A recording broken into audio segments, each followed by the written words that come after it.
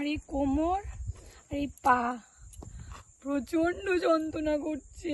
Welcome back to my channel Riya Rosha গল্পকথায়। আজকে আমরা কোথায় যাচ্ছি আমার এই ছোট্ট মেয়েকে নিয়ে, তাও আবার 2 চাকায়, সেটাই জানাতে চলে এসেছি। আমাদের যাওয়ার পথটা ছিল পুরো 270 কিলোমিটার। এতটা পথ আমরা এই পুচকিটাকে কিভাবে নিয়ে গেলাম সেটাই তোমাদের একটু দেখাতে এলাম। আর একটা কথা তোমাদেরকে জানিয়ে রাখি, আমরা কিন্তু সেদিনকে ভোর 6:15 নাগাদ বেরিয়ে পড়েছিলাম, তারপরেই আমাদের জার্নি শুরু হলো।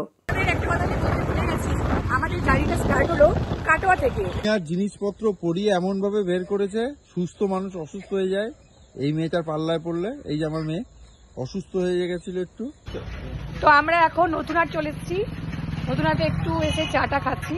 আমার মামা একটু পাউরুটি খাচ্ছে, তো আমি একটু চা খাচ্ছি। একটা ভারী ব্যাগ সেটা আমি পিঠে নিয়েছিলাম, প্রচন্ড ওয়েট, আমি নিতে পারছি না। তার মধ্যে ও আমার কোলের মধ্যে বসেছে, দুটো ওয়েট আমার পিঠে মানে এত ব্যথা করছে। কোথায় ঝাড়ুল না কোথায় একটা এলাম, জায়গাটার মধ্যে ঝাড়ুল, কি সুন্দর ফাঁকা জায়গা দেখো।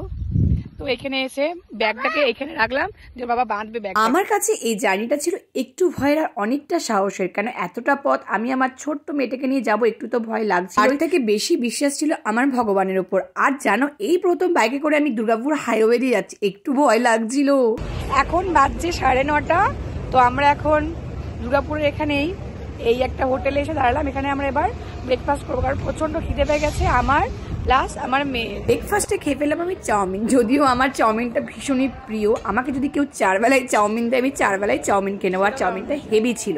আমার মেয়ে একটু ঘুমিয়ে নিল। ঘুম থেকে ওঠার পর আস্তে দেখলাম ডাবতে একটা ডাব খাইয়ে দিলাম। অনেকটা পথ চলার পর আবার খিদে পেয়ে গেল, কারণ দুপুর অনেকটাই গড়িয়ে এসছে। ওয়েলকাম টু অযোধ্যা পাহাড়। দেখো,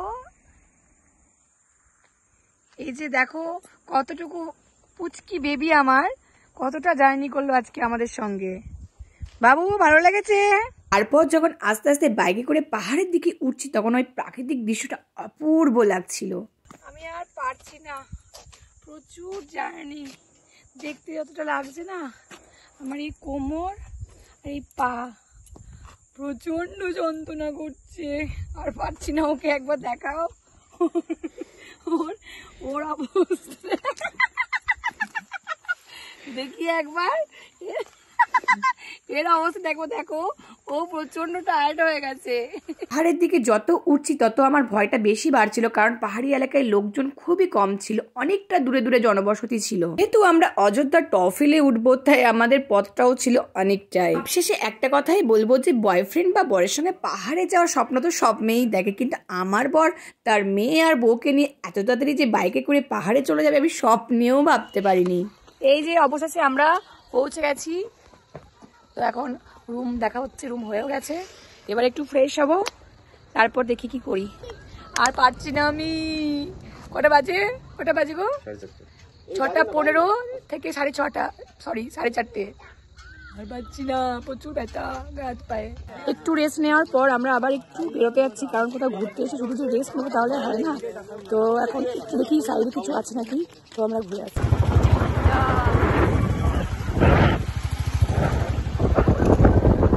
আমাদের ধৈর্যটা তোমরা ভাবতে পারছো যে এতটা, সেই সকাল 6টা বাজছে, 6টার সময় বেরিয়েছি, এখন প্রায় 6টা বাজতে যাচ্ছে। 12 ঘন্টা কন্টিনিউ আমরা এখন চলছি।